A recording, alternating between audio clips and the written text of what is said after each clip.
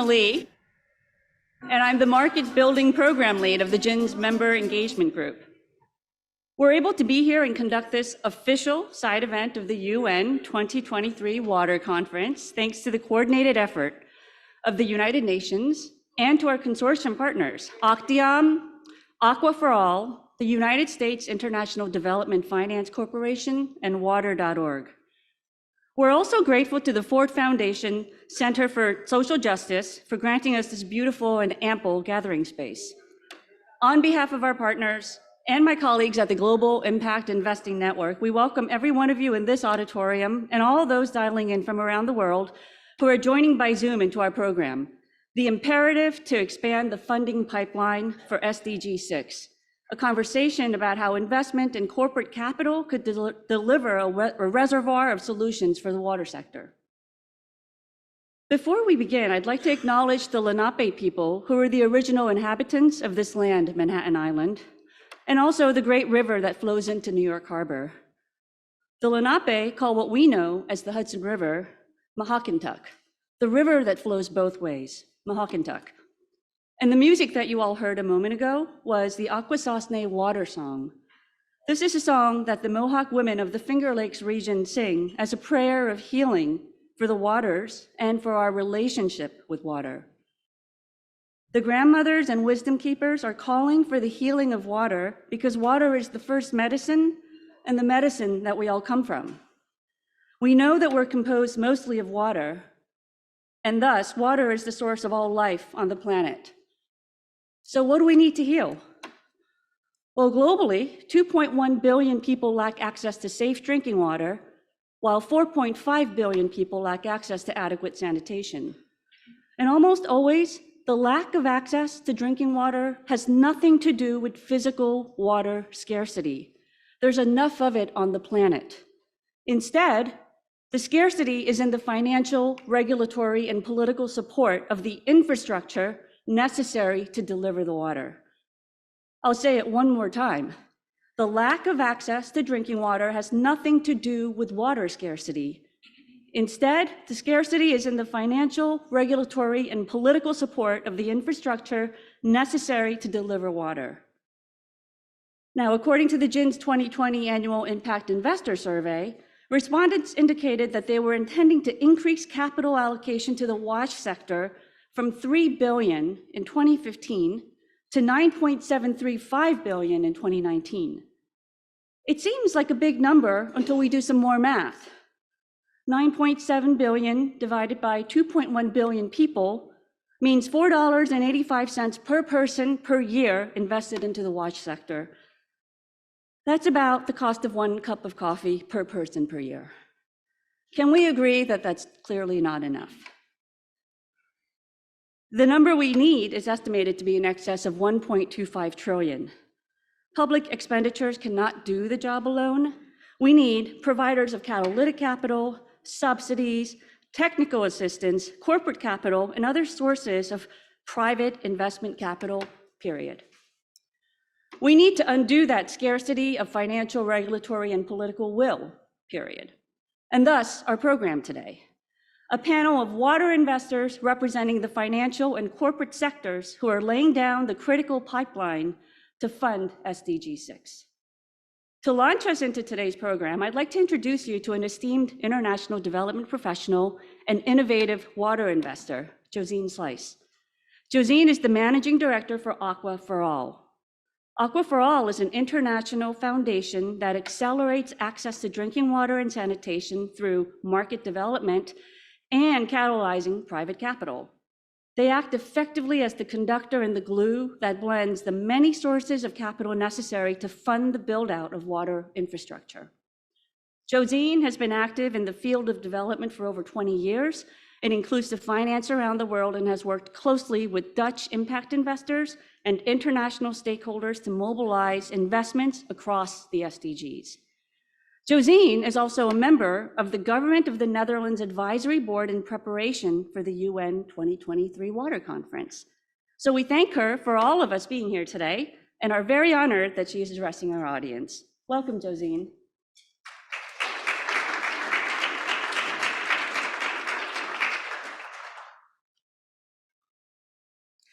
Good morning, everyone. It's a pleasure to be here. Thank you for showing up that early on a Thursday morning. Good morning, guests, and people also that are listening in through Zoom. We're very grateful for the Ford Foundation to be hosted here today. And we're here for a week dedicated to water, the first in the UN context for almost 50 years. And today we bring guests and members of the Global Impact Investing Network and participants of the UN conference together to ask the questions, what connects investments and water?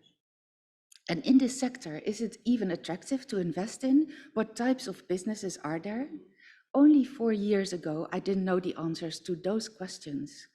At that time, I decided to move from the impact investing sector to lead an international foundation supporting private sector players in water, not knowing at that time that I would stay so true to my expertise of mobilizing finance for SDGs. It must have been 6 years ago that the Dutch envoy, Incofin, called me when I was still the director of the Netherlands Platform for Impact Investors. And he called me, can you please make an inventory of the investments in water of the Dutch investors? I did that, and it only filled 3 pages. And whereas the Dutch have a rather large, group of impact investors in the Netherlands. So it was surprisingly, because collaboratively, we made many efforts to increase investments towards many SDGs. But SDG6 was not on the radar. And why? Water, is that not mostly public and big infra? Are there SMEs active in the water sector? And what kind of financing do those enterprises need? Can you earn money in water? A lot of unknowns.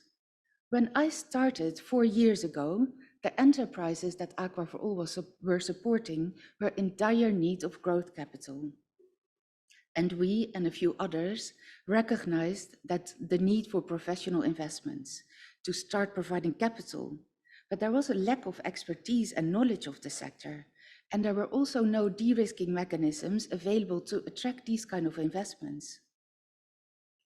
I did not only see a huge service gap, 2.1 million people without safe drinking water and 4.5 billion people without safe sanitation solutions.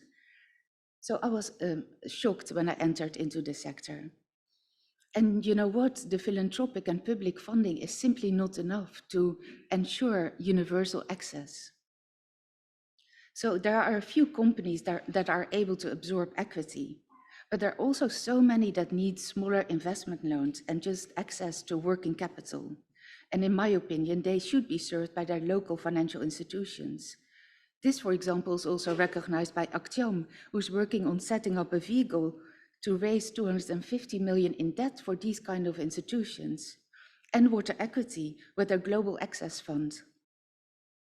To give you an example, in Kenya, only 23% of the population is being serviced by public utilities, and the rest of the population depends on water supply by private companies, businesses such as kiosk and mini-grid operators, home water delivery, and household water filter companies. The sector depends on water equipment sellers, water tech companies, smart meter companies. There's a lot out there. And all of them need access to financing. But also public and private utilities require investments for larger infrastructure and meters, etc. Quite often, the current situation is that they are still dependent on funding from the World Bank and the likes. And this dependency needs to change. We need to scale, and that can only be done through transformation of the sector. We've all seen in other sectors that it's important to have access to capital to facilitate this transformation. It allows for efficiency and access to technology, but it also requires the government to facilitate and enforce law and regulation. My call this week is to ensure increased use of public and philanthropic capital to catalyze private investments. And this is where Aqua for All comes in. Over the past years, we have developed customized de-risking solutions. Research from GIIN, as mentioned earlier, shows that there's an increased interest from asset owners to invest in water. The obstacle, besides the unknowns that we just talked about, is also the lack of well-structured vehicles due to lack of de-risking capital. So Aqua for All then provides first loss tranches in funds, such as in the Water Access Acceleration Fund that is going to be announced this week, alongside which we also provide sector expertise and technical assistance pre and post investment, de-risking to financial institutions in countries directly, mostly first loss on top of guarantees that they can buy in the market from African Guarantee Fund and DFC, etc. And we support them in building up their portfolios through programs that facilitate in product design, etc. We also do cost covering to set up investment vehicles for sale and leaseback structures or for asset-backed project financing. And we provide incentive payments for individual companies, but also for example, the fund or facility that ACTIAM is looking at. The Dutch government supports us already for 20 years and is a strong promoter of the use of blended solutions. If there are asset owners and asset managers that are in need of this kind of de-risking, I welcome you to reach out to us. And I want to wish you a very nice and productive session. Please enjoy, and the presentations later today will give you a lot of more insight in the sector, and I hope that that will mobilize the much needed transformation. Thank you.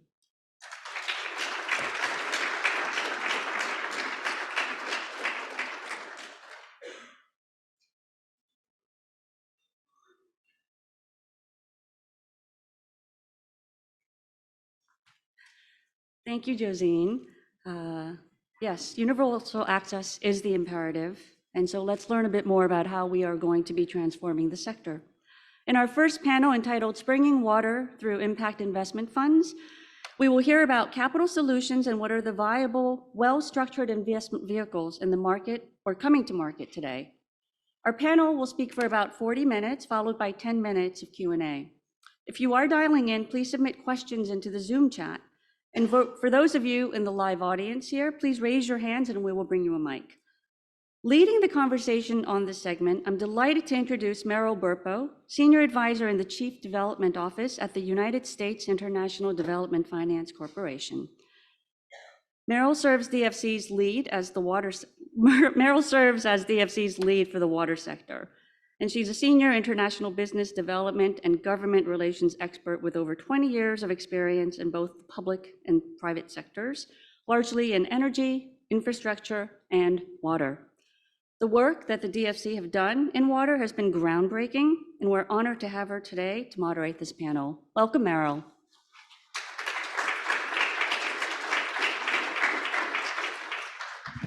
Good morning, and thank you so much, Ina.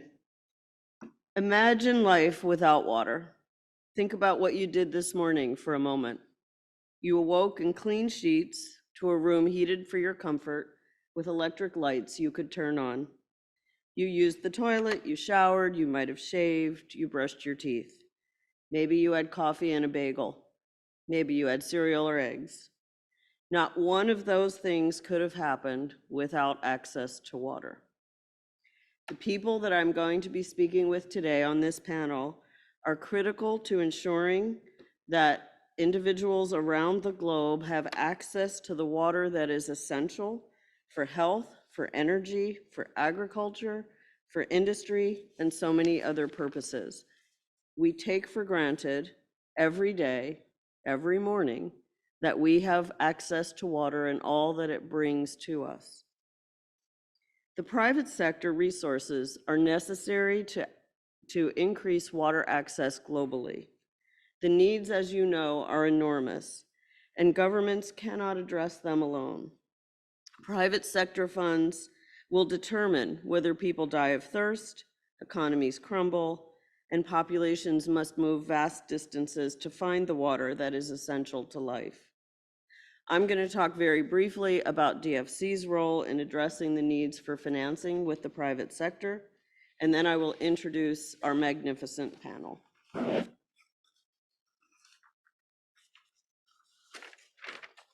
DFC is technically called the U.S. International Development Finance Corporation. Some of you may have known our predecessor agency, OPIC. We mobilize private capital by providing debt and equity financing, often along with some of the individuals here in this room, and political risk insurance to projects in the water sector, among other areas. We are part of the US government. We're the development finance institution, just as some of you are familiar with maybe Proparco or FMO. We're working alongside them and the multilateral banks, IFC and World Bank, in order to make sure that there is the investment necessary globally to bring access to water, to increase water efficiency, to improve water usage, water reuse. DFC is supporting private investments in projects such as water desalination in Algeria, water pipelines in Jordan, water vending systems in India, and drip irrigation in Africa. We've worked with water equity and W2AF funds, investing in water infrastructure projects globally. We've worked with Azur to lend for rural water infrastructure projects in El Salvador, with Sanergy for sanitation to fertilizer projects in emerging markets, with DISI to build a water pipeline taking water from Aqaba to Oman, and so on, including an innovative Belize project that we did in conjunction with TNC to bring water resources for nature conservation and marine fisheries to that country using capital market bonds. Don't want to take any more of your time. I'm going to introduce our wonderful panel and invite them to come to the stage. First, we have Theo Brouwers, General Managing Director of Impact Investing at ACTIAM. He set up principles for investors in inclusive finance. Jim Brands, who's Executive Capital Raising at Climate Fund Managers, does business development with government and finance organizations. Dina Pons, who's Managing Partner at Incofin Investment Management and also fund manager of W2AF. She manages risk, ESG, and impact for Incofin. Arno Kaiser, who is the Innovative Finance Manager for Aqua for All, with experience in financial inclusion and blended finance. And I understand that I have virtually Harry Davies, who's the principal at Ceniarth Family Office, which is focused on underserved communities. I'm going to join the panel in sitting at their level here.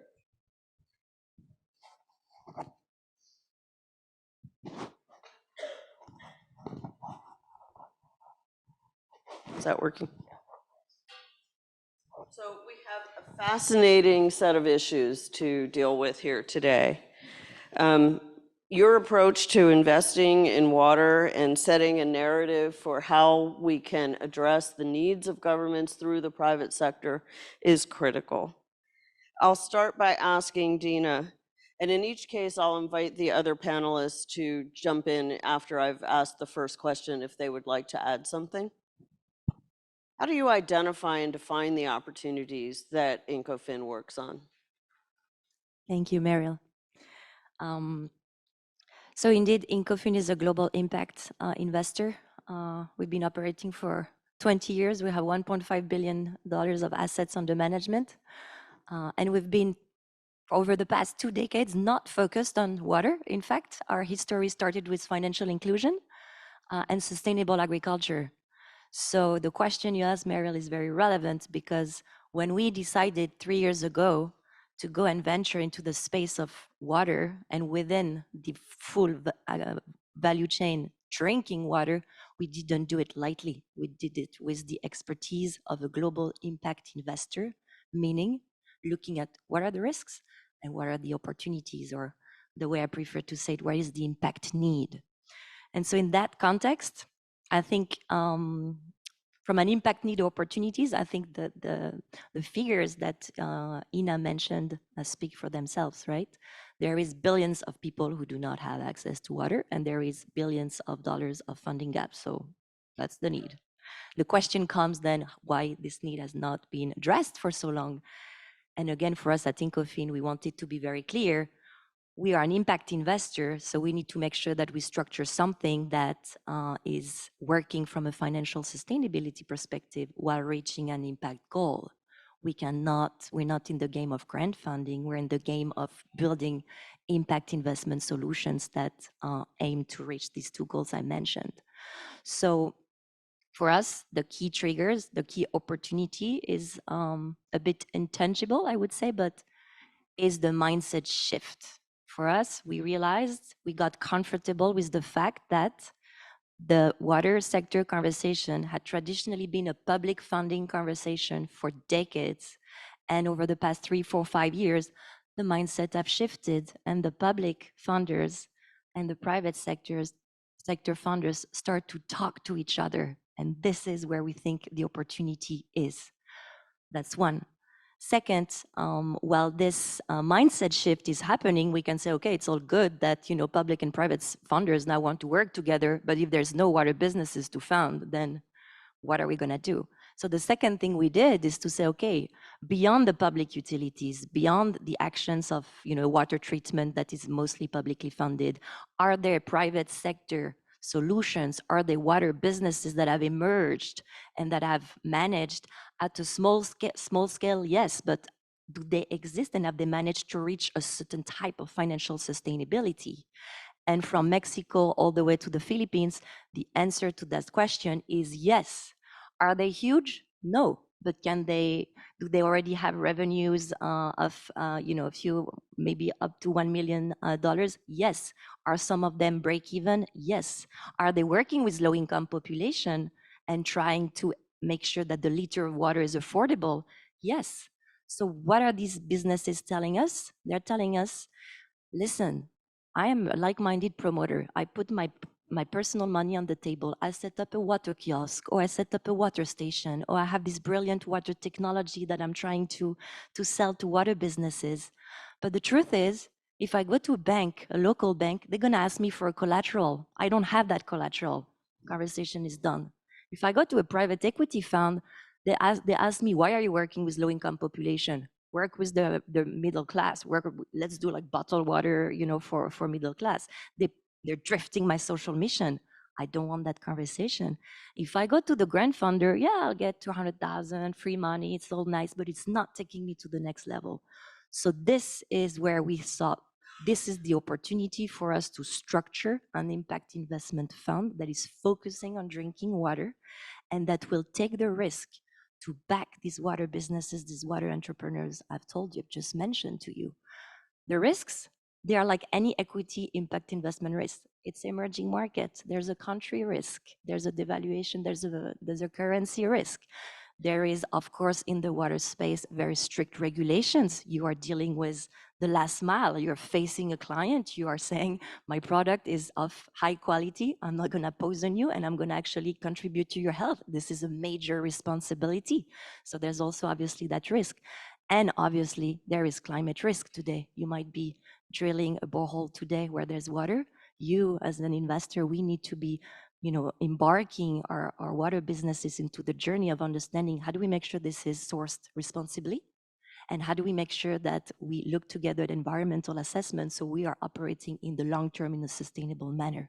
Let me ask if any of our other panelists would like to address that initial question about how you define and identify opportunity.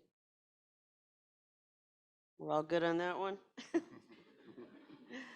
I'd actually like to ask Harry, who's on virtually with us, what are the perceived risks, opportunities, and hurdles to investing for your entity? Yeah. Hi, everyone. First of all, can you hear me okay? Mm-hmm. Great. Sorry I can't be there in person. Much less excitingly, I'm in London, but great to be on the panel. Yeah, I mean, I think from a risk perspective, I think one of the things we struggle with in sectors like water, which I think also apply to some other sectors like health and education, as we look at sort of bringing in impact capital, is, you know, sectors that sit alongside the public sector. Kind of how do we make sure that this is sort of amplifying the delivery of goods and services to low income groups, and not, you know, creating potential sort of conflict with public policy and, you know, in low income and middle income countries. So I think that that's a big risk we see. I think from an opportunity perspective, you know, we obviously, I think we've seen, you know, the growth of sectors like microfinance historically becoming, you know, huge, you know, sort of ways to channel, you know, impactful capital to low income groups around the world.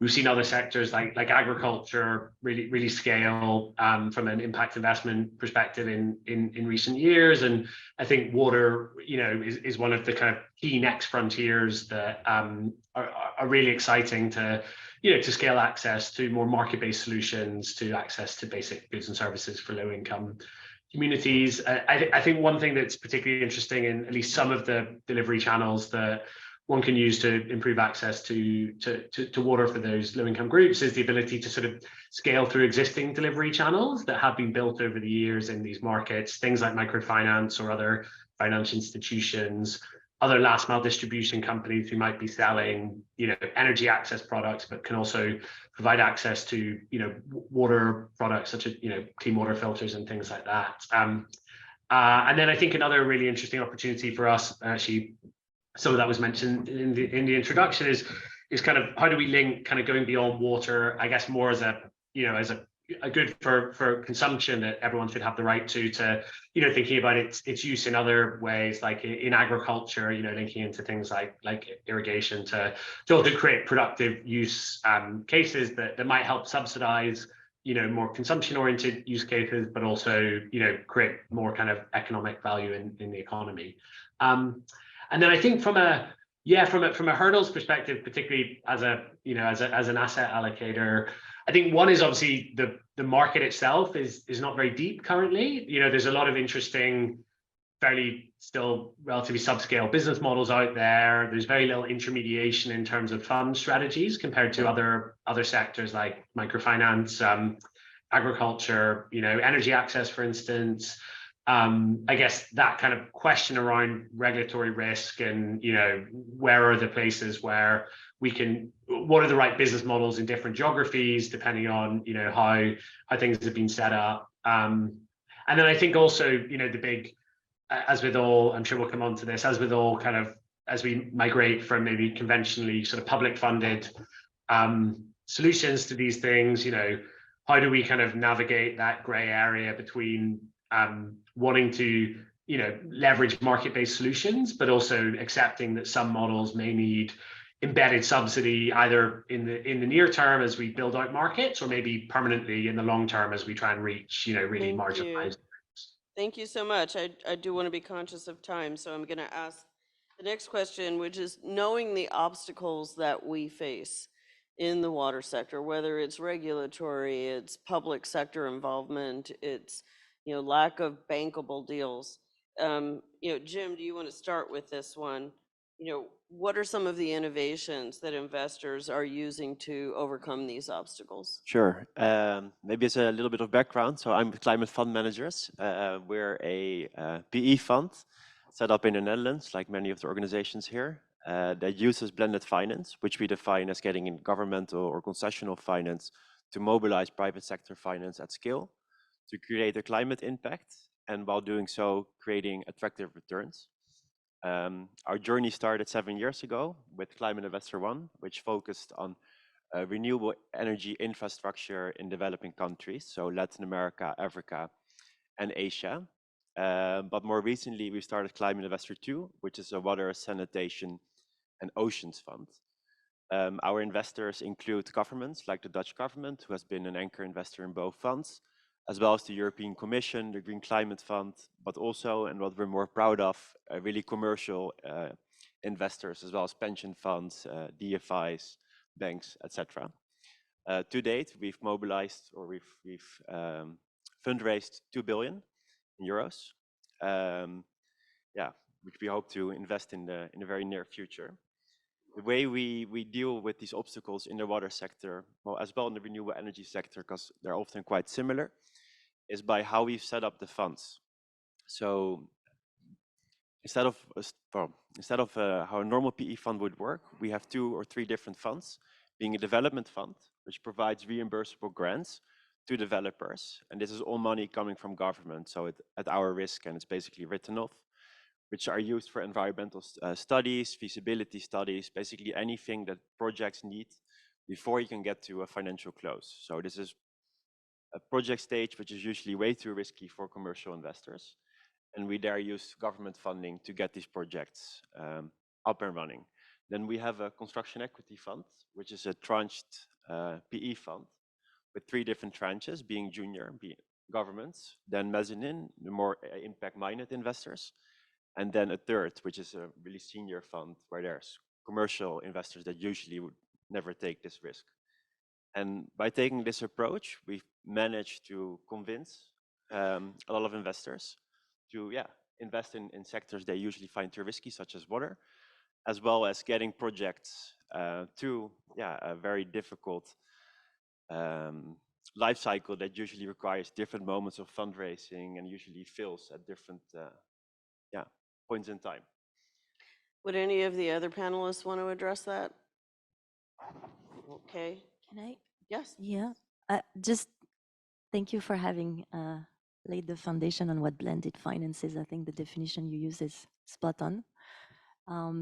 Yes, I think in the case of our fund, it was the same reasoning as you, is to say, how do we club investors with the same impact intent? We want to contribute to accelerating access to drinking water, but very different type of risk appetite, capacity to, just invest their money. So in our case, it's a little bit less layered as yours, but it's also layered. We have 2 tranches.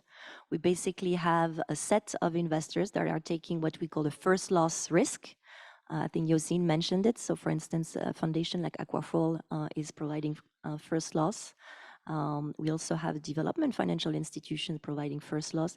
And interestingly, a corporation, Danone, has invested in the fund with the idea of saying, I'm going to invest 10 million, but every time you find a first loss provider, I match it up to 5 million. So it was also a very interesting kind of in order to attract other first loss. So I think ultimately in our case, we end up with 2 layers, the first loss investors and the normal return investors. And I think, as you said, the normal preferred return investor would have never entered into the conversation of investing into a drinking water fund if they had not seen this first loss cushion, as we call Yes. it. Great. Thank you. So we talk a lot about blended finance. Arnaud, can you talk a little bit about what do you mean when you talk about blended financing, and what is the role of private capital investors in blended financing? Well, I think it's maybe good to start it. Even though we mobilize private capital ourselves, we run a facility that is a public fund, so to say. It's funding from the ministry. So in our support, we definitely aim to support like blended finance vehicles. And we have like a palette of solutions for them to support them, really depending on the need. So for example, we take into consideration the local markets they target, the type of investees they want to serve, and also type of impact they aim to achieve. And for us, blended finance then means having a tailored approach. Because what we see is that, for example, in the example of Incofin, the need was different than when we supported ACTIAM. And I'll explain how, because in ACTIAM, for example, they aim to serve financial institutions, and they have a high cost of capital when they get liquidity from ACTIAM. And our incentive was really for them to achieve target, and then we pay out a grant, and then it can reduce the interest payments that they have to do to ACTIAM. So there we see that blended finance actually plays a very catalyzing role for the bank itself, like the end investee. In the case of Incofin, for example, the first loss structure, we take on another approach where we really want the fund to crowd in more senior equity investors. And by us providing first loss, which basically is a junior equity position, we see that it improves the risk adjusted return of the fund, and it also provides downside risk protection to the more senior equity providers. So in that sense, we see blended finance really as a catalytic instrument, whereby we take on the highest risk position. And I think we see the results are very positive. We have a fund that closed. Josien mentioned an SPV structure, sale leaseback, which was really to support a decentralized water supply company, Jibu. So we see also that these type of SPVs, which are more type of alternative investment vehicles, can also benefit on a more standalone basis. But it does require you to really sit alongside with the blended structure, and really understand the problem, as I highlighted again, the local market context, the type of client, and the type of impact it aims to receive. So I think blended finance is really taking all these aspects into consideration. And well, again, our leverage so far has been more than 1 to 9, basically meaning that we, for each euro or dollar provided, there's a 9 additional money coming in. So far I can say we've been quite successful in it. Yeah. Great, thank you. Theo, tell us a little bit about ACTIAM and how you measure the impact of your work. Yeah, well, first of all, thank you for being here. And I'm extremely happy that I also can share as much as possible our experience and knowledge about how to involve institutional investors. I think that's our goal. Our company ACTIAM is an asset manager based in the Netherlands, part of Cardano Group, which is also has a base in London and Manchester. And our client base is institutional investors, mainly pension funds. 90% of our clients are pension funds. And as you know, pension funds, they have fiduciary duty, and they need to have opportunities to invest according to their mandates of pension holders.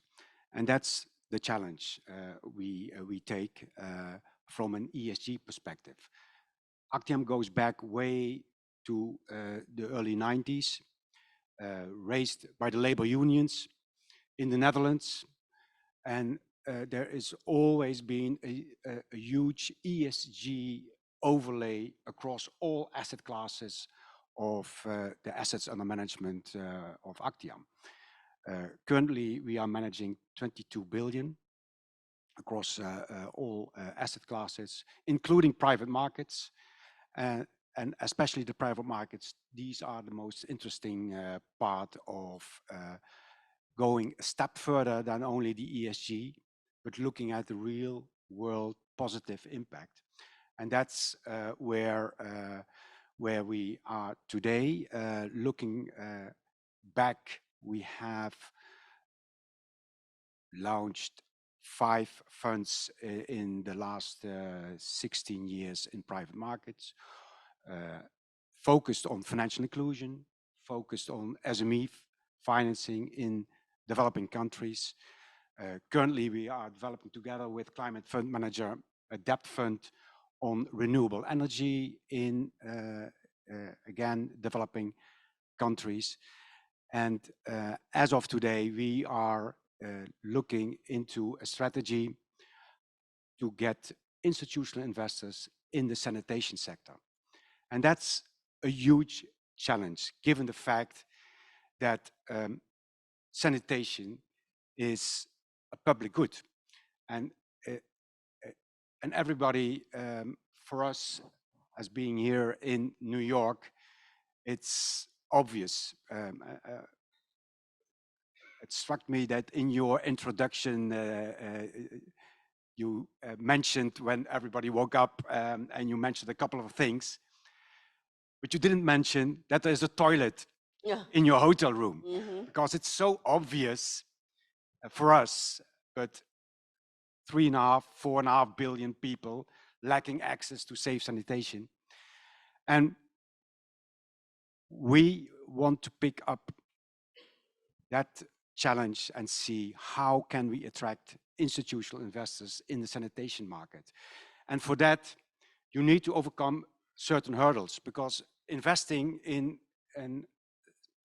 a toilet, where is the cash flow? Mm-hmm.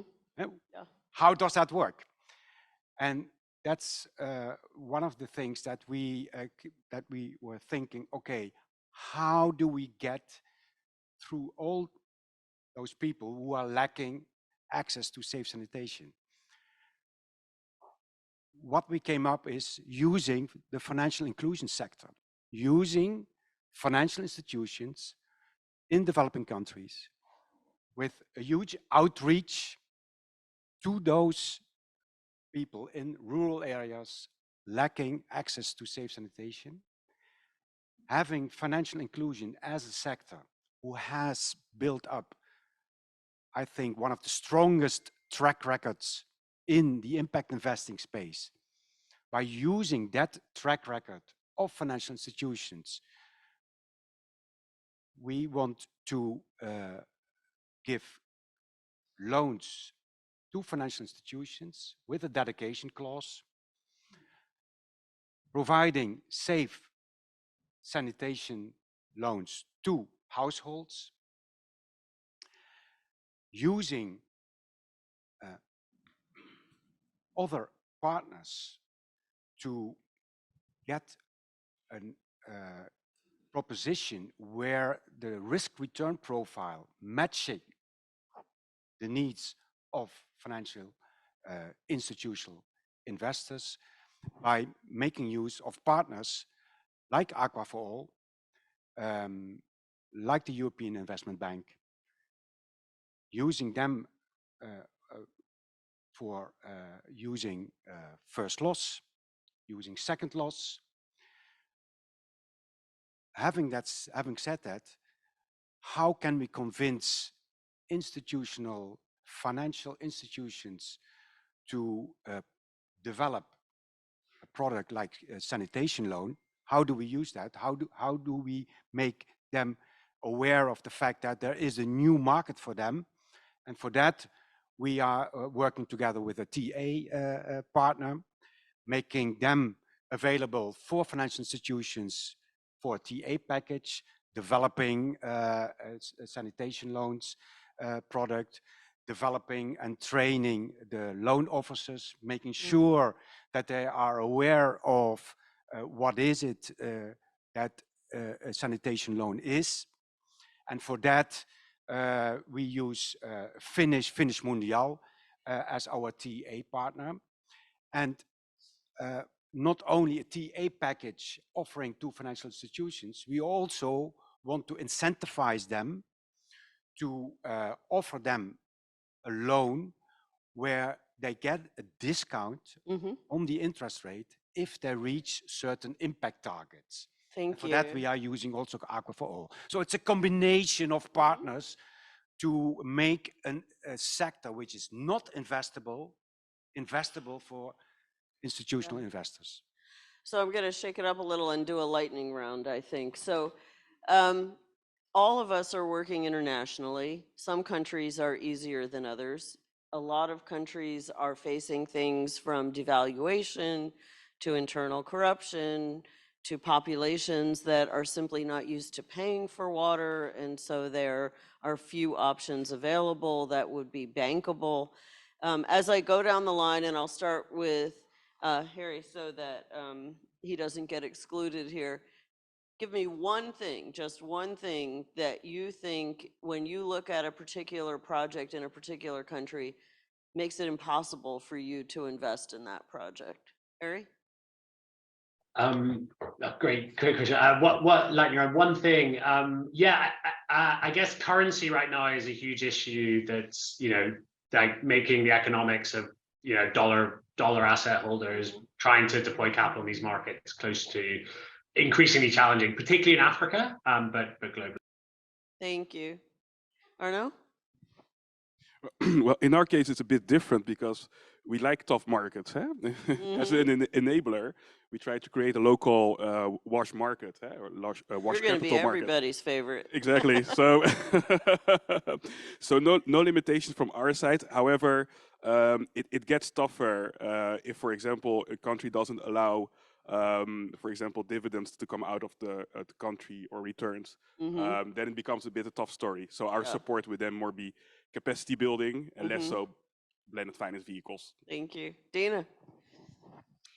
So we are equity investor, impact equity investor. So foreign ownership law need to allow us to become this minority shareholder in a water business, next to them and have, the same kind of governance rights to co-pilot the company together. If this does not exist, then, we need to use other type of funding, but we cannot use equity. Yeah, that's a very good point. Jim? So for us, also as equity investors, well, we take majority stake. So we run into a very different issue, which is the capex and the size of the projects. So in renewable energy, it was a lot easier because these projects were easily up to 100 million, 150 million. And the minimum for us is really 20. And a lot of water projects we see in developing countries are way smaller, which makes it very hard and costly for us to do them. So we try to get platform approaches with developers doing several of them, but it's been tricky. Yeah, for institutional investors, there are a lot of restrictions, but obvious also the capital restrictions. For example, Ethiopia, we would like to invest in Ethiopia, but it's easy to get in, but you can't get out. A very good point. Well, let's try another question. As you look at the panel here, and of course, Harry, is there another entity on this panel that you would like to work with more than you do currently? Teo, let's start with you. I think that we are almost, except Incofin, but we are working almost with everyone. But I also would like to work with Incofin, because if you're looking at institutional investors, I think it's really difficult to market one single fund to institutional investors. I think the future of impact investing is more on an holistic approach. For example, if you want to allocate 1 billion or 3 billion of your assets under management to impact investing, I think then if you have a more solution approach, where not only your own funds are part of the allocation, but also funds from example, our colleague Incofin would be part of your proposition to a pension fund. So that's, I think we should work together more than we do as of today, because we need each other. Yeah. Anybody else want to answer that question? Yeah, sure. So indeed, with ACTIAM, we're already setting up a credit fund, which we hope to launch next month, and we will use to re-leverage the assets once they've been constructed. So ACTIAM is there already, but I'd invite DFC or Incofin if you'd be interested in investing in a fund manager. We're more than years and still fundraising for next year. Interesting. You've got the W2AF fund, and that seems to have every partner imaginable. Tell us a little bit about it. Not yet. We need more. Well, Meryl, you're here and you represent DFC, so the American DFI, but there are many other DFIs, and in the case of our fund, we have 3 of them in the first close of our fund. But I do think that many other DFIs should consider looking at the water sector and developing a water strategy and understanding, again, the risk return profile we're talking about that Theo was describing very well, and therefore structure a product that is suited to us asset managers, what we want to accomplish. Because the truth is, there were conversations where, very interestingly, certain DFIs were coming interested in the water sector, but with return expectations that were just too high for us to, transparently take the money. I said, if you get into my fund with that return expectations, you're gonna derail my investment strategy. So I need to renounce to your money, which is a really painful thing to do. Arno?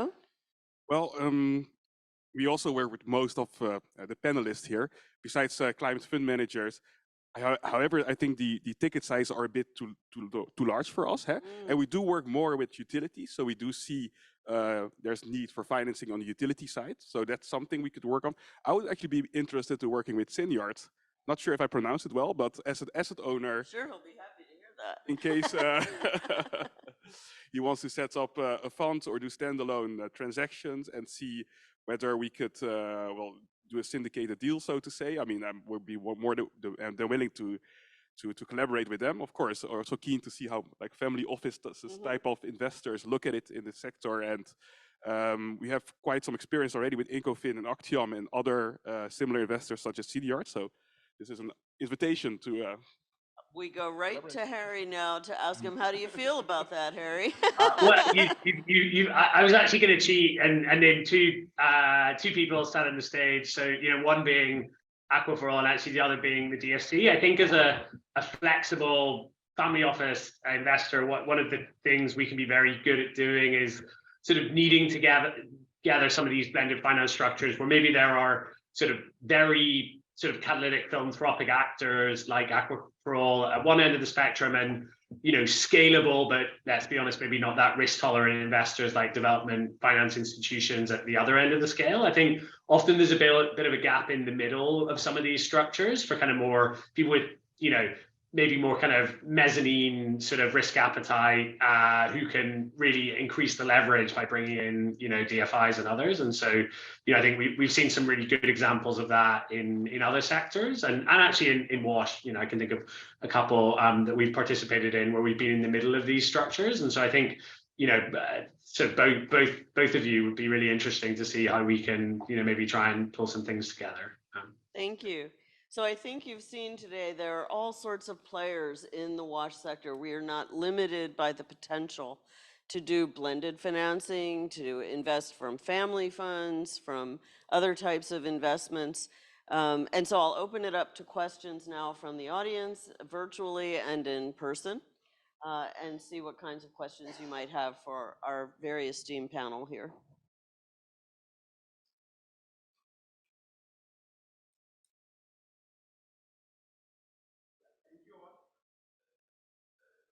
Is it on?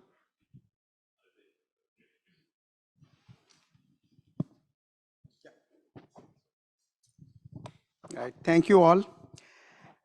As you all were, sharing your perspectives, I could feel you are telling our story.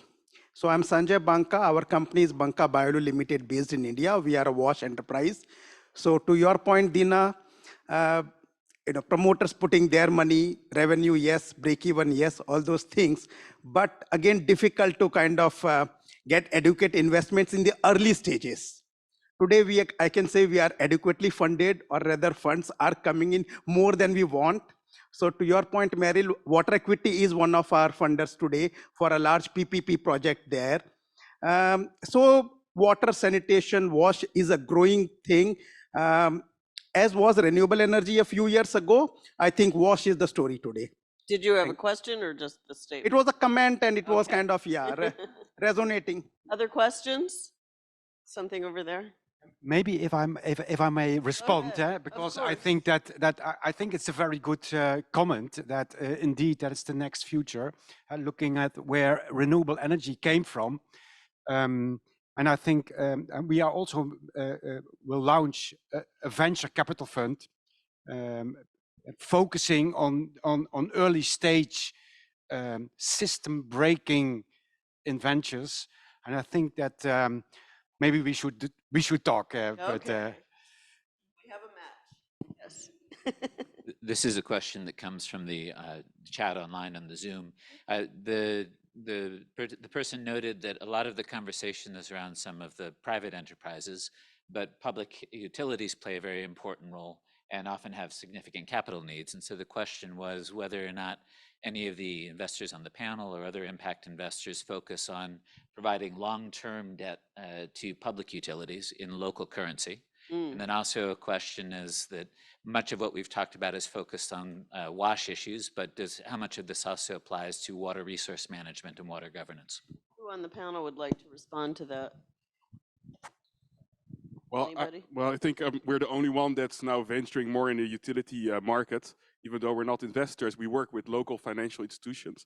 And what we see, for example, in Kenya, that some of the large banks are now looking into utilities. And since we're working with these banks, we're looking at the requirements for the bank to allow them to lend to the utilities, which mostly is an issue of collateral, as it's on lands of the government, and there's county government officials who are also taking a seat in the board. So it really requires banks, for example, to put aside or to provision, let's say, additional collateral.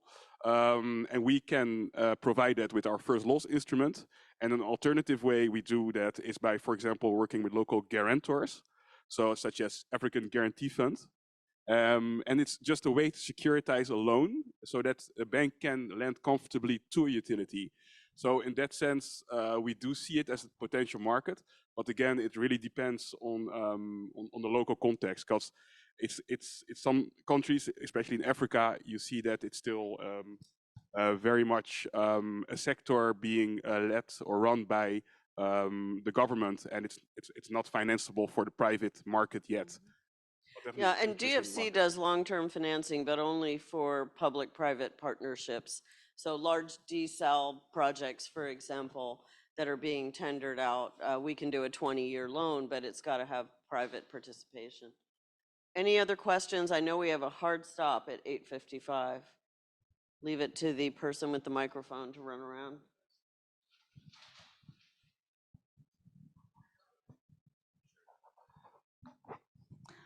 Hi, I'm the CEO for the Swiss Capacity Building Facility, and we provide technical assistance for organizations like Aqua for All. I was interested to hear, I mean, a lot of what we've talked about here, and I think Harry mentioned it, Theo mentioned it, Jim, you mentioned it, really focusing on the early part of the capital continuum. And I'd like to hear from Theo more about what you're thinking with this fund and what are the ticket sizes, because when we provide technical assistance to these earlier stages, not startups, but tried and tested business model, they're always looking for more capital. And I'd love to hear what you're planning to do there. And I'd also like to hear maybe from Harry, the type of work that you're doing in this space. We call it the Pioneer Gap, but would be interested to hear more about that as well. Theo? Yes, thank you. Regarding the TA package, I think it's not only about awareness creation for sanitation, the need for sanitation and the urgency for sanitation, but it's also developing the supply side. Because if you have emphasized on the demand, you need to have the supply side. So that's also part of the TA package, to get training for the masons, to get this whole chain developed in such a way that it matches the demand.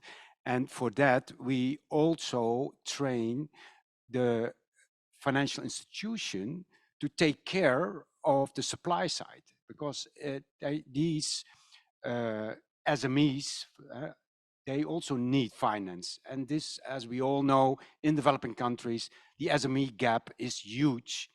And commercial banks, they leave that away from their client base. So based on time, I'm just, if you don't mind, I'm going to jump to Harry, and so we can take one more question. Go ahead, Harry. Did you want to respond about your? Yeah, sure. Thanks for the question. Yeah, I mean, in terms of filling that pioneer gap, I would say really two core things that we look to support. So one is, we're prepared to sort of take a lot of, I would say, like early stage enterprise risk, providing generally pretty friendly debt funding to, enterprises who are, pre-profit, maybe have pretty limited track record that very few other, market actors would be. And then I think the second thing is supporting novel pilot fund strategies that look to fill that pioneer gap. I mean, ultimately, actors like us supporting individual enterprises is not particularly scalable. And so we spend a lot of time trying to find that next sort of innovative solution to, support new enterprises via innovative sort of intermediated strategies. Thank you. I think we have time for one more quick question, and then we do have a hard stop. Hi. My name is Liz, and I work for the iShareC, and I just wanted to bring in the humanitarian context to this because we are working in some contexts, and we've been there for quite many years, and we can see the challenge that is there in terms of investment in water. You know, a lot of the conflict areas are underfunded and underserved, yeah?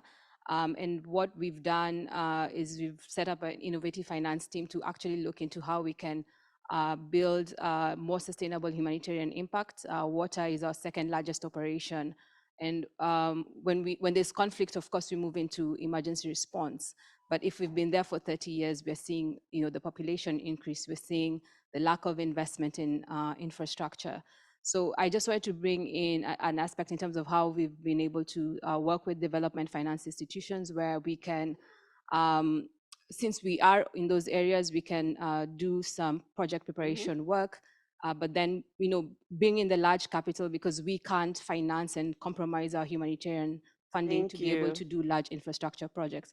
Thank you so much. The challenge I see, especially with regards to private investment. I'm sorry, I do have, they have made it very clear to me that I have an absolute hard stop. Okay, so thank you. I apologize very much for cutting you off, but thank you because that was a very good point to raise.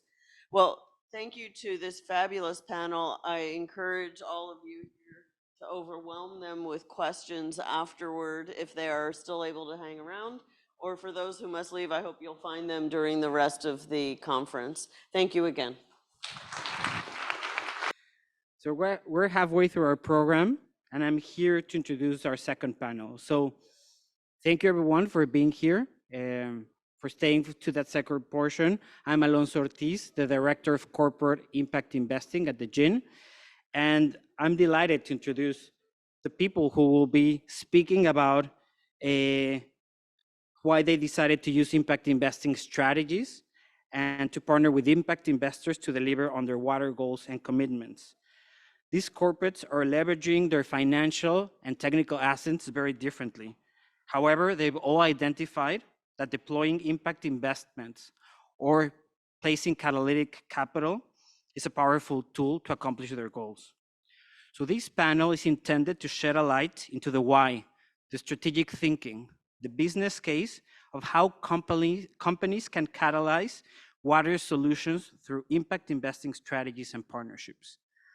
For the GIIN, it is crucial to create these types of spaces, to bring these conversations out, especially at this moment, this historic UN Water Conference, to go deep into the why and to help companies and impact investors better understand each other, better collaborate. And we believe this will bring more companies to incorporate impact investing into their portfolio of solutions and help us accomplish Agenda 2030. So I'm welcoming our moderator, Joanne Gann. She is the head of impact investing and ESG within Treasury at PayPal. Thank you, Joanne.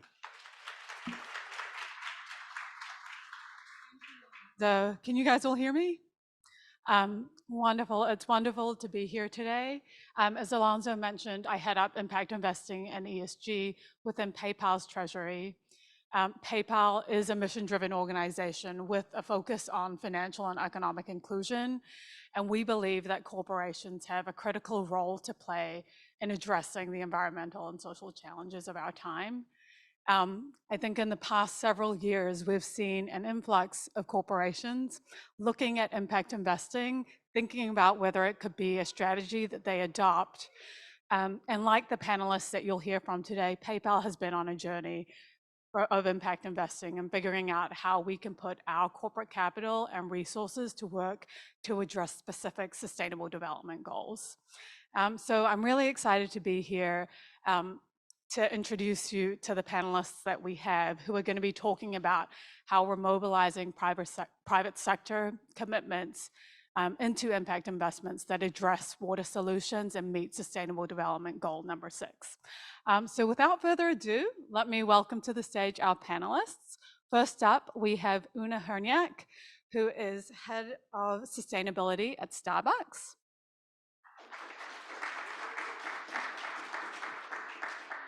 Next up, let me welcome to the stage Hamza Sawar, who is Director of Social Impact and Partnerships at Reckitt.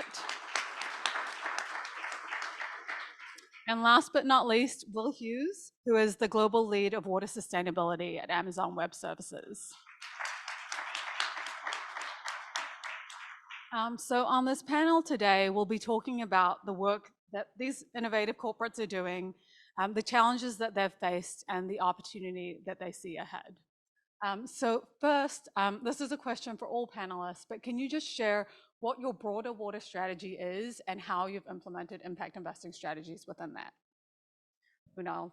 Sure, happy to go first. Thank you so much for having us. Thank you to the GIIN Network for hosting this really important conversation during the UN Water Conference. I think to start first, I really want to share the journey I think that Starbucks has been on when we look at water and the intentional connection that we have made between our water strategy and our climate work, as well as how we can create a planet-positive future that's good for people, planet, and business. So with that, we were very specific, I think, when we started thinking about what's the right altitude and approach when looking at 2030 versus what needs to come in the decades to come. And when you think about Starbucks' business, of course, first and foremost, we are a coffee company. We love our coffee, but we also have a broader agriculture supply chain. So for us, action in ag is very critical within coffee, but also beyond. So that may include other commodities like dairy and so forth that make our amazing products possible. This is why our strategy for 2030 has a really big emphasis on conserving and replenishing water within our ag supply chain, but also across our entire business and direct operations. And we do that in really close partnership with farmers. So I really want to come back to that and how we bring that to life within our business. Second, it's looking at the largest risks across our company and our supply chain. So we worked with our dear friends, our pandas at WWF to do a really comprehensive risk analysis of where really are the hot spots from a water perspective, biodiversity, climate perspective that says we should really prioritize action in some specific areas for Starbucks. And that has identified 12 highest risk basins for us as a company, but we know that's just the start for us on our journey. And then last but not least is really the important connection that we know that climate, water, and people all have.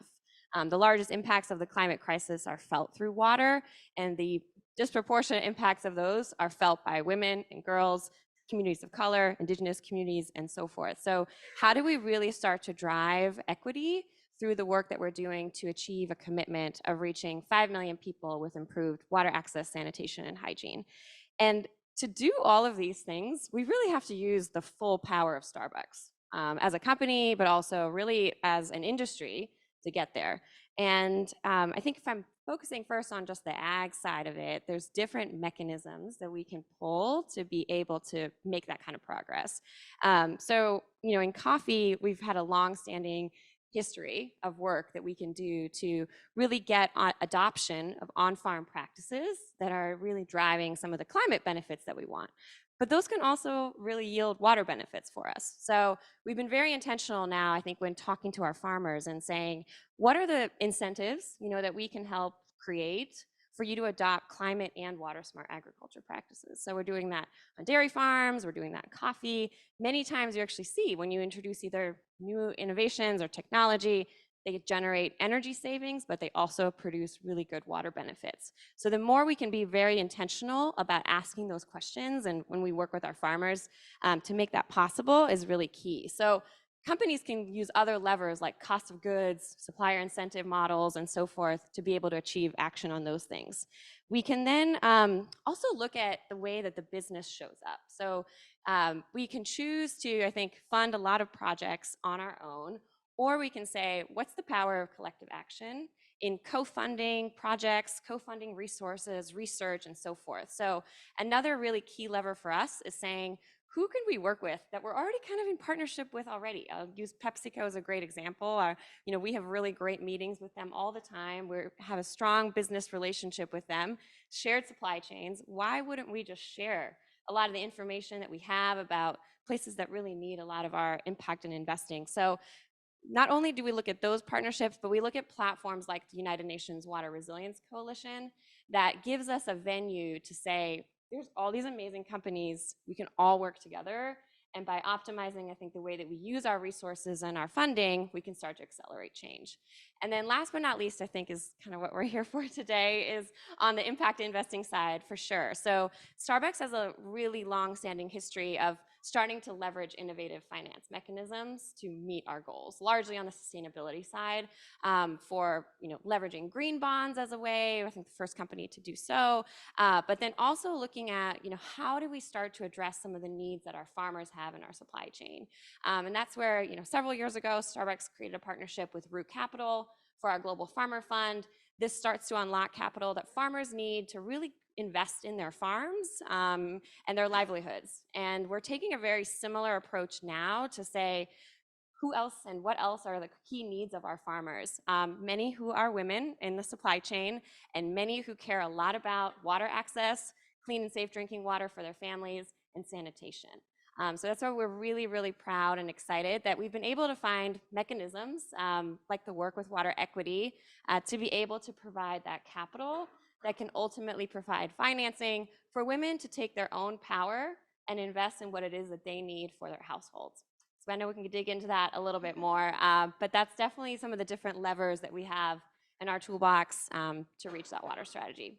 Thanks so much, Una, and thanks for your leadership in this space. Hamza, let me turn it to you, and can you talk about your water strategy and how impact investing fits into that? Sure, and thank you so much for convening us, the GIIN Network and other organizers.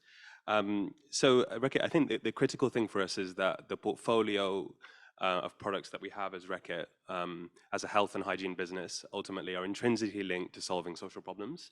Take, for example, Lysol, and on the eve of the pandemic, I remember vividly on the brand of what role can the brand actually play in actually tackling this urgent what became very much a wash crisis across the world.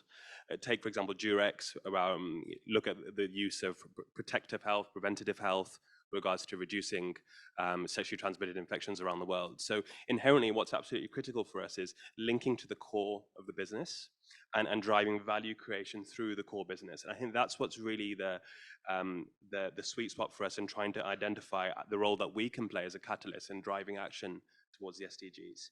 And a critical part of that, and of course we're here on this auspicious occasion around the water conference, being, we see hygiene as a foundation of health. And of course, you can't have good hygiene being practiced without access to clean water and sanitation around the world, which continues to be an incredibly difficult issue to move despite all the efforts across the industry. So we see it across our water strategy. We have three kind of key components to that. I'd say, first of all, as Una mentioned quite rightly, around the operations. So if you look at our operations around the world being in water-stressed basins, how do we ensure we become water positive? And really ensure we drive that. And we have our first use case in India, in Hosur, where we've been able to demonstrate that.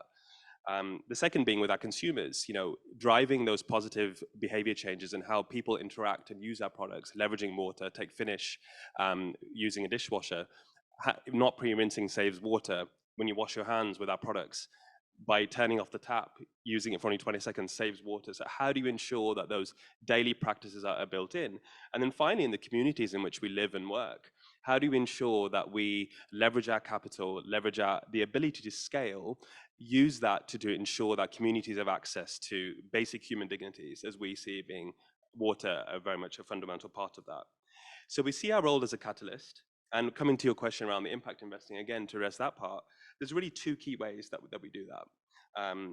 The first being, we really look to leverage the innovative kind of financial instruments and mechanisms. So I think we're thrilled to be this week talking and announcing around our commitment to water, our great partners who I see sitting here, our Water Equity Fund 4 announcement, together with these amazing partners. We see that leveraging our balance sheet to drive investment is a way for us to ensure that we're staying ahead of the curve, making long-term 7-year commitments towards that. So bringing in new stakeholders, which we'll talk about. And the second one is accelerating and investing in social innovation and social business. This is a huge focus for us.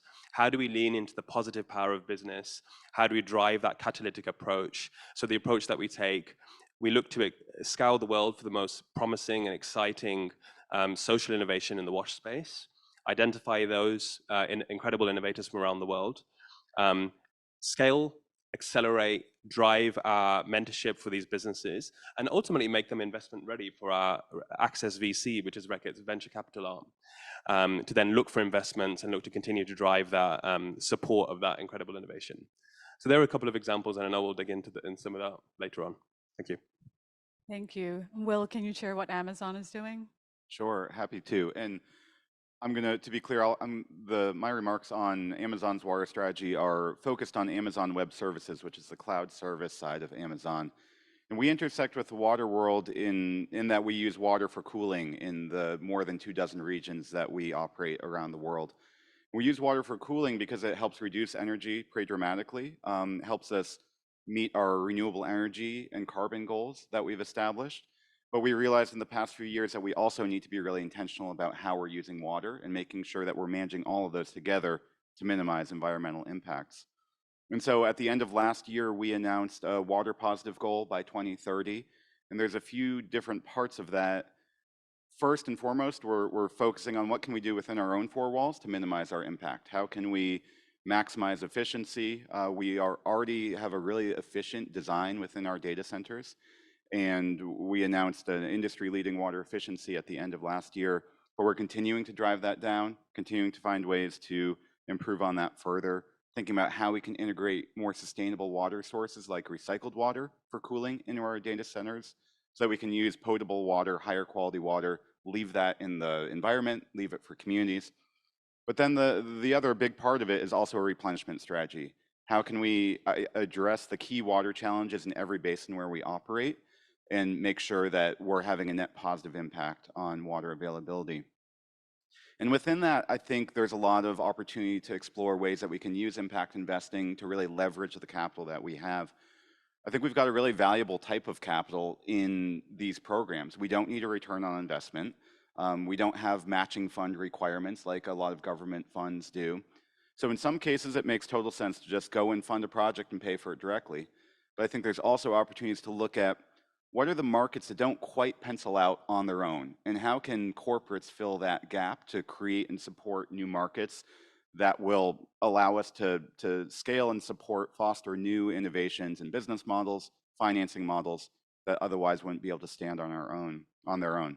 So one example that we're looking at now is around recycled water. We're looking around at communities and asking how can we help support development of recycled water infrastructure, which really helps build resilience in the community. Even during drought, people keep making wastewater. If we're treating that effectively and using it for safe applications, it can really help a community build resilience, and it's much less energy intensive than desalination, for example. So we're looking at, okay, potable water in a community costs maybe $1 per unit. Recycled water, if that costs $1.20 per unit, the community may not invest in it. Is there a way for corporates to come in and say, we're willing to invest in this alongside you so that we can kind of fill in that gap and bring the cost down to where it actually works? There's other opportunities, I think, in environmental markets where we're also looking for what are the gaps that corporates can help fill to allow market rate capital, impact capital to go in and allow those markets to work on their own if they just have someone helping fill in any financing gap or de-risking projects in a way. We're also looking at how we can use our balance sheet to provide financing guarantees rather than direct funding to say, okay, this market it may be hard to raise capital. Just, if you didn't have a corporate partner standing behind that saying, we're willing to support that if something goes wrong in this project. So those are some ways. We don't have a specific impact investing policy, but within that broader water positive goal and mandate, I'm always thinking about how can we invest in projects that are going to expand the impact beyond just that one place and help support the models that will scale impact more broadly.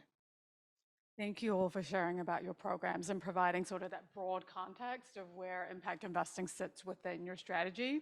We're going to hone in a little bit more on the impact investments themselves. And one question that I have, and I'll direct this at Una, you at Starbucks, and as well as Hamza at Reckitt, is, some of the solutions that you're funding, you know, clean water access, clean sanitation, can be viewed as philanthropic. And I'm just curious why you're placing your impact investing strategy within the company versus the foundation, and what was the thinking around that? Yeah, I think if we focus in on the business case, really, on water access, sanitation, hygiene, and women, I think it's all right there. I mean, first, maybe women should just run the world and we would be making a lot of progress. But really, I think we see the power of women having their own voice and being able to decide what to invest in to really take it to the next level. So I think we're really satisfied so far with what we've seen from the water.org model in terms of putting, you know, women at the center in terms of deciding what it is that they need for their households. And I think that's really where the benefit of water equity comes in, because they provide us with that option to say, let's scale this even further. I think the huge gap that exists today is obviously a financial gap to make progress against UN SDG6. And so I think when we invest in women and invest in their ability to provide clean water and sanitation, we know that there are the business case benefits for us as well. So the Water Equity Global Access Fund, for example, will go towards funding projects and solutions in some of the core countries relevant to our coffee supply chain, for example. So that's anything from Brazil to Peru to Mexico and so forth. And really, I think the benefits are there that we see from when women are able to invest in clean and safe drinking water. We see the health outcomes. We know that that then also frees them up to have the time and space and energy to maybe even create side businesses. We know it allows girls to go to school, which is what we need for the future. We also know that it allows those health benefits that can work to benefit us on farms, or whether it's in factories, if you're in apparel supply chain and so forth. It means less people are spending time at the doctor due to waterborne illnesses and diseases. And we know that it allows us to really start driving towards gender equality. So at the end of the day, for us, this is all a win-win. And I think the methodologies are also there now. I know our friends up here have talked about replenishment strategies and whatnot as well. I mean, this is part of a replenishment strategy. We have the World Resources Institute now supports us for corporates to be able to take the investments that we make in WASH and translate those into volumetric benefits. So when you're, sitting in a sustainability role at a company, you can say, this is exactly how this investment helps us hit that goal. The other part that I think is really important is the ability to take the returns and keep funding projects. So a challenge for us is constantly, we're all dealing, I think, with budget cuts, challenges, leadership changes, and so forth. I know everyone's been in that boat. But when you can take the return on an investment like this and, really say in the future, it's now going to continue funding additional projects that are critical to meeting, resilient supply chains, that kind of makes it a no-brainer for us almost for doing this. Yeah. Thank you. Would fully agree. Hamza, can you talk about sort of Reckitt's decision to have this in the business, how you built that business case and how you got buy-in? Sure. I think what was really important for us, I think it's, first of all, it's integral and intrinsically linked to the core business I mentioned earlier. I think for us, it's about driving that shared value creation and building value for the business and across the key stakeholders in which we operate. So I think what it's allowed us to do is really think about how do we unleash and leverage the spectrum of capital that's available to us within the business, and leverage into different pockets of the organization that are often laying dormant or not being able to really mobilize. So whether that's leveraging our balance sheet and engaging the treasury, whether we think about how do we leverage the brand's P&L across the brands that we were looking at, their media spends, their marketing spends, how do we leverage that for impact? How do we then also the role of philanthropy as well? Like, what is the role that needs to play within our broader set of investments? So I think what's really critical is that we're able to kind of then house a broader toolbox, as I think Una nicely put it. How do you really kind of begin to start to leverage and take advantage of those? And I think what we're trying to do in ensuring is that we bring the worlds together. Because when you think about impact in investing, and you think about the role of our brands and the role that brands need to play, each of our brands has a very clear link to a sustainable development goal. Let's take an example, Dettol and Lysol during the pandemic, as I mentioned earlier. What was really critical there is that how do we leverage the brand's capacity for change, its ability to be in millions of consumers' homes, to actually begin to educate people around important healthy hygiene practices. So linking to SDG6 was a really powerful way for us to democratize access to good hygiene habits, drive our products through the line into more homes, but importantly, and most importantly, underwriting all of this is creating that deeper impact and improving health outcomes of the populations in which we live and work. And I think by bringing it into the business, I think what it's done is it's established a very strong business case. So take, for example, marketing teams and brand teams around the business. For them, it's about ensuring that by bringing these strategies in-house, we deepen access to new consumers and communities, we create healthier populations, therefore create a value creation story for the business, which is also good for the population. Take finance and how we've engaged a treasury during our work with water equity. For them, it's about generating that long-term positive ROI and ensuring that we've got a very clear use case as to why this is integral and why it's not business as usual. It requires business unusual where we are. You know, it's very clear the world is failing. And I think we need to go faster and we need to go harder leveraging these assets. And then finally, look at our supply chains. I think Una rightly mentioned it, and as did Will, with regards to how do we build these climate resilient wash supply chains and infrastructures. And I think for them, it's about enhancing productivity. And that's as a business case, but also ensuring people in our supply chains have the dignity, respect the human rights and labor standards. So I think for us, about bringing it in-house, we're trying to ensure we're building that shared value story as much as possible. Yeah, I love how you're thinking about it across your operations, in your investments, through your brands, and the kind of impact that you can have. I'm going to change checks slightly and go to Will at Amazon. You guys aren't making impact investments yet, but you're making partnering with different impact investors. Can you talk a little bit more about that approach and why you're going that way? Sure. Yeah, as I mentioned before, we're really looking for what are those catalytic investments that we can make in organizations, in new business models, financing models. How can we help build the foundation that allows the market to work on its own? And so last year we announced a partnership with water.org and Water Equity where we committed 10 million to really build the foundation of the new climate and water fund that they're launching, which they expect to reach 100 million people over time with climate resilient water solutions. So what we're doing there is we're really helping them build the staffing and the pipeline of projects, and which allows other companies to invest in the actual projects. But first you need that foundation in place to have the projects to invest in. And one of the benefits of that is, you know, you don't have to take the returns that you get from the project investments and use those to fund your organization.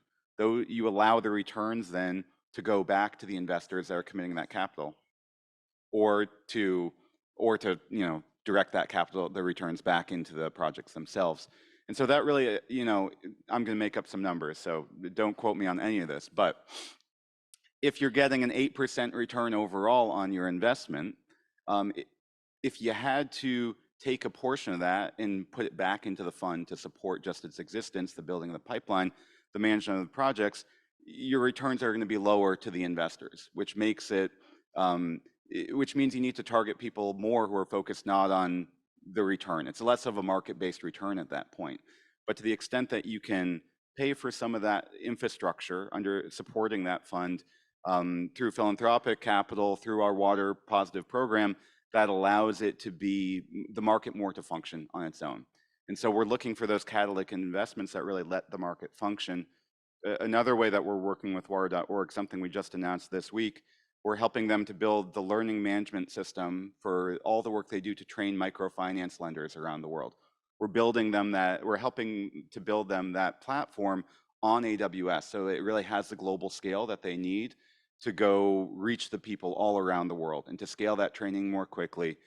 We expect that that's going to really reduce the cost per person reached around 10%, which could allow them to reach 5 million more people with clean water over the next 10 years. So again, really looking for what are the ways that we can make key investments that are going to allow the market to work better than it is now and allows more of that capital to come in and work on its own. Those are the types of investments we're looking for. Yeah, I love that catalytic capital that you're providing and sort of the capacity building that you're doing, which leads to opportunities for treasuries to invest in more market rate products. We're gonna pivot and talk about some of the challenges. It's not easy to do this type of work, this impact-driven work within corporations, and we'd love to hear what challenges you've had in implementing your impact investing strategies and how you've overcome them. Sure. I mean, first, I guess I also want to say a big thank you to Will and team. I mean, you make it possible for Hamza and I to be able to build the business case a little bit easier, because that catalytic investment is so important in unlocking our ability to really jump into these projects right away. So it's incredibly important to complement that with everything else.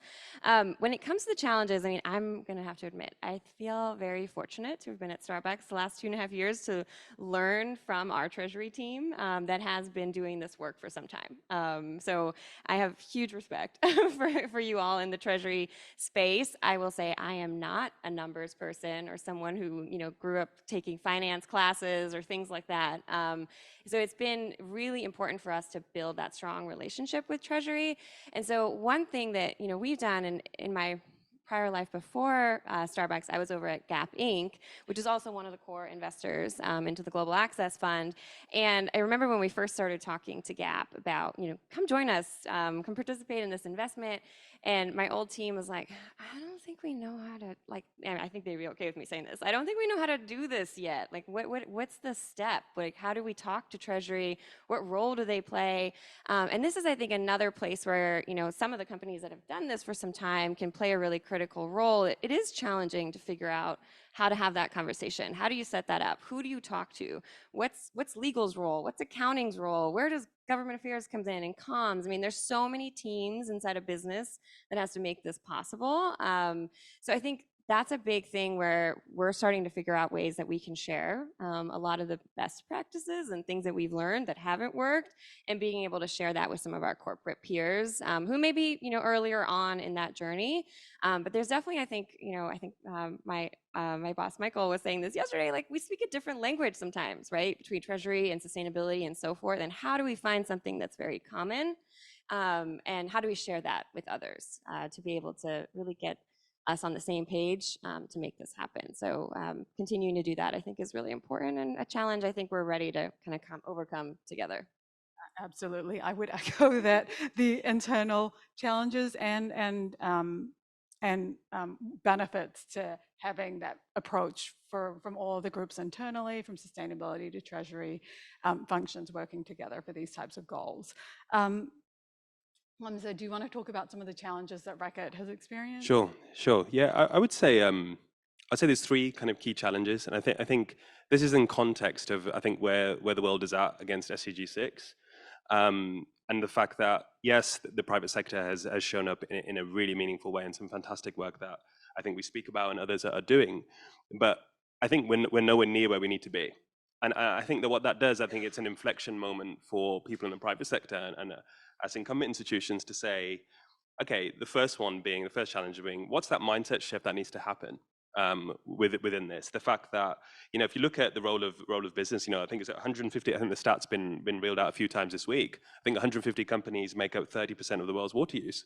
I mean, these are frantic and honestly worrying statistics, but also on the flip side shows the opportunity that we have. So the first mindset shift is actually we can play a meaningful role, and a much bigger role than I think many in this room even imagine.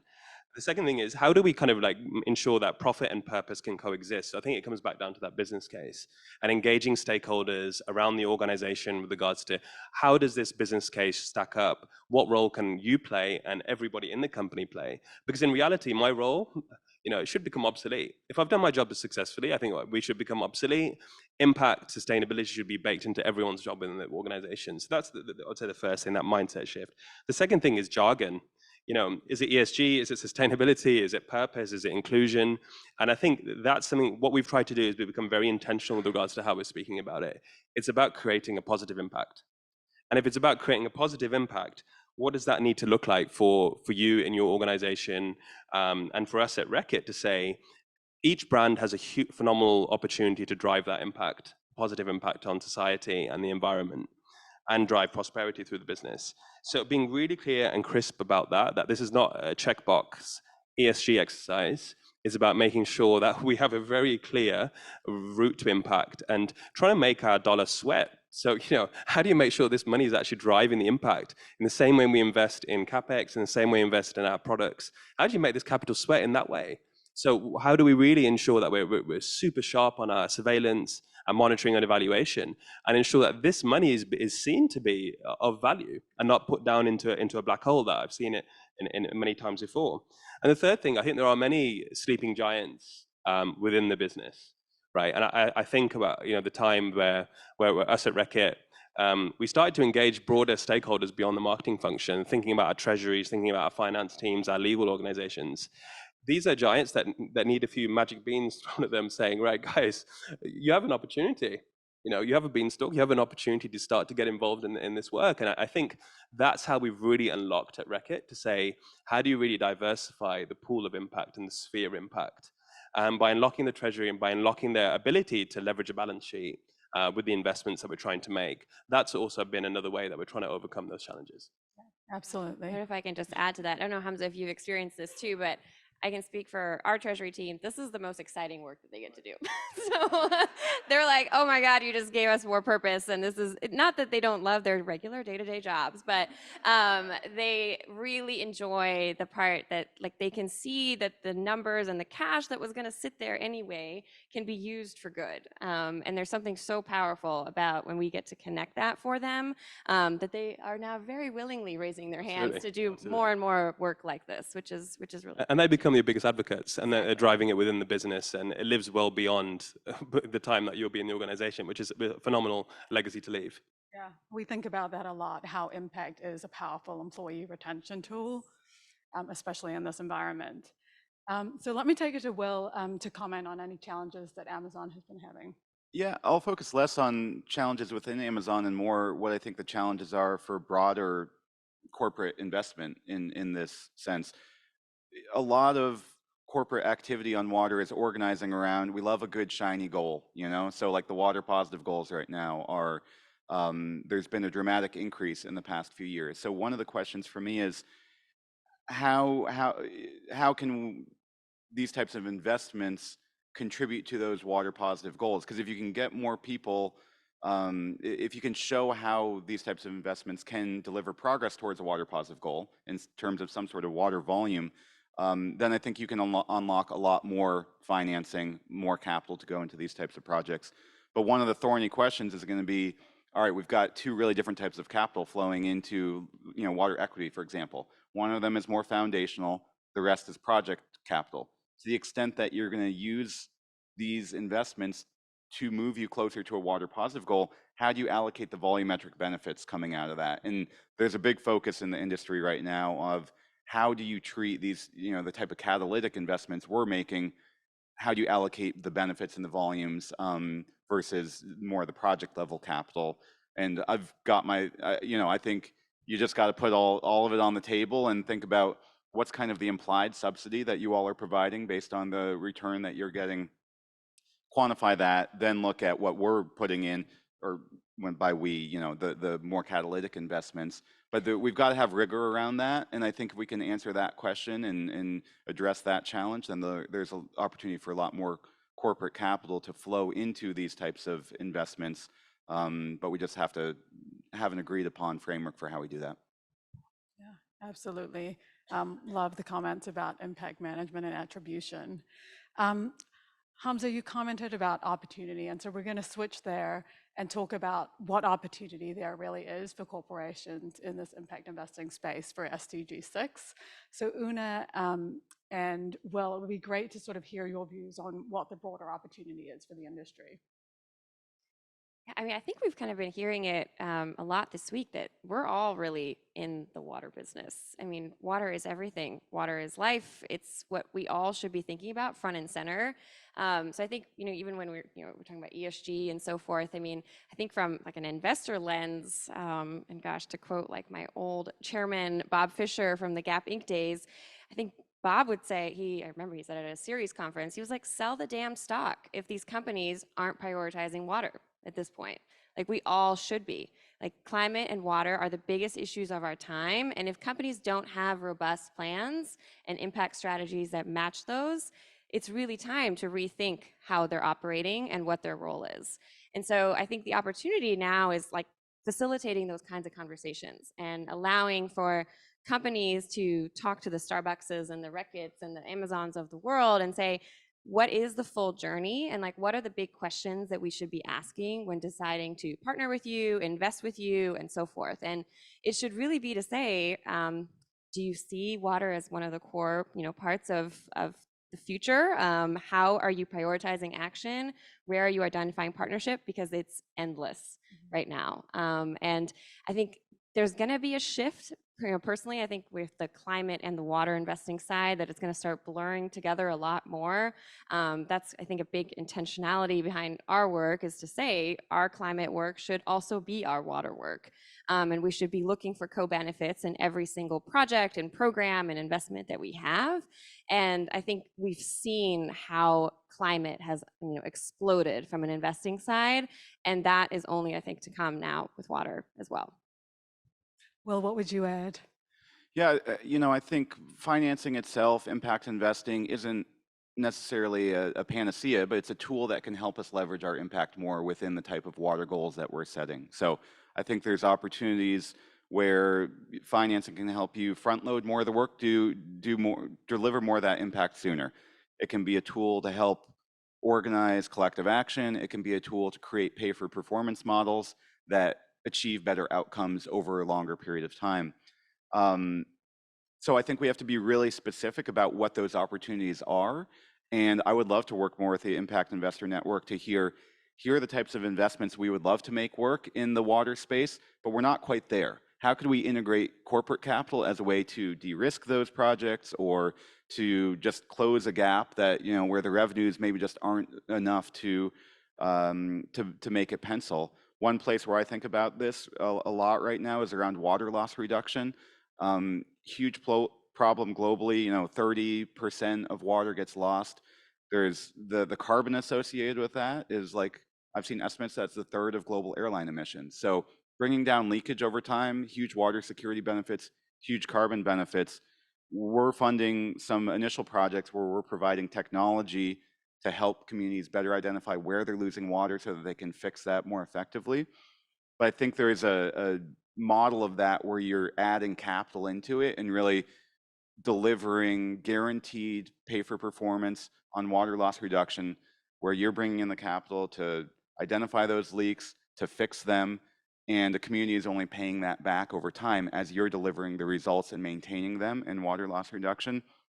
I think that's a great model for the impact investing market. It's something that corporates could provide, where they could provide, financing guarantees on the equity to say, you're not going to lose your shirt, we're going to backstop this and make sure that the returns are, even if things don't go well, that, encourage more of that capital to come in, de-risk it a bit. I think opportunities like that would be really fruitful if we could collectively find ways to make things like that scale up and function on their own. That's the type of stuff I want to invest in, so that we can prove it, that we can help prove those models out, and then let the market go do its work once it's been proven. So I think there's plenty of opportunity around ideas like that to collaborate. Thank you. And building off of that, this is a question for all of you, and we'll start with Will and go down the line. But what does it look like 5 years from now? What does your strategy look like? What are sort of your hopes for what this impact investing sphere looks like? Yeah, I mean, I'm hoping that we've got a couple great examples where we've proven out new models and allowed them to exist, and we've kind of got a running list of things that of innovations that we're helping to bring to life. And so I would hope that we've got a couple examples, maybe it's around that water loss reduction, and that we've got good connectivity between the communities, which I think there's not as much as there could be right now between corporate water stewardship and the Impact Investor Network. So I would love for there to be more collaboration where we're helping to really identify and support those key innovations that we need to solve the full range of water challenges, from access to quality to quantity. So I would hope that there's more communication and more work, and we've got some real wins on the table to show where we've been able to combine all the different types of capital that we have, that the impact investing world has to scale the key innovations that are needed. Thanks, Hamza. What do you think? Yeah, sure. I think at a broader kind of industry level that we will mention, I think I see huge opportunities for blended financing and bringing in, crowding in capital from various sources and streams. And I think public-private partnership is only going to grow. We've seen with the water equity, with some of the discussions we've been having, the role that the DFC have played in bringing investors together, the role of the WRC. So I see that continuing to be absolutely critical in taking the broader industry forward. I also think, just from a Reckitt perspective, I think, if you think about it as a pie in terms of our investments and where things are going, I think historically, philanthropic investments together with other investments that we're making programmatically, and then our impact investments have been a smaller kind of portion. I definitely see the wheel turning. And I think increasingly what we'll start to see and what we're looking to drive as Reckitt is to see the impact investments and the innovative financial instruments and mechanisms to take a more meaningful role. So I think that's going to become far more front and center, which will attract other investors, drive more collective action, and then hopefully take us closer to where we want to be. Thanks. Una, to close us out. Oh, I mean, I really would just say yes and to you both. This is exactly, I think, what we're all talking about this week. It's collective action. It's more companies to the table. It's additional public sector financing and engagement. I know this recent announcement has been, it's been Starbucks, it's been Microsoft, Reckitt, DuPont, and Ecolab for, working with DFC to unlock $140 million of capital to the Water Equity Global Access Fund, but we need billions of dollars. So this is a great start and we're super excited, but in 5 years, I'd like to see 100 companies up here that can make a similar commitment. Wonderful. It will be a very crowded panel. So do we have time for Q&A? So we don't have time for Q&A, but I invite everyone in the room to approach our panelists outside to ask them questions directly. And I want to thank you all for being here. Joanne, thank you for that wonderful moderation for our speakers.